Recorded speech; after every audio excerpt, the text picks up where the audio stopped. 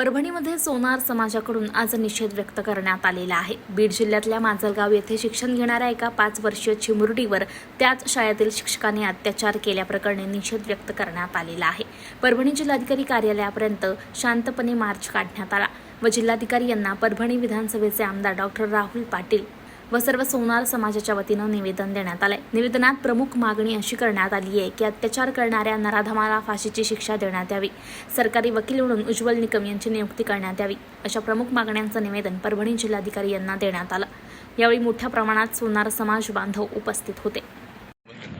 8-10 दिवसापूर्वी माजलगाव इथे एक अतिशय निंदनीय घटना अशी घडलेली आहे की एक चिमुकली जिचं वय 5.5 वर्षाच्याच आसपास आहे आणि ती शाळेत असताना त्याच शाळेतल्या शिक्षकानं तिच्यावरती अतिप्रसंग केला आणि ह्या घटनेसाठी आज आम्ही इथे मुख्यमंत्री साहेबांना निवेदन देण्यासाठी जिल्हाधिकारी कार्यालयामध्ये त्यांच्या मार्फत देण्यात आलो।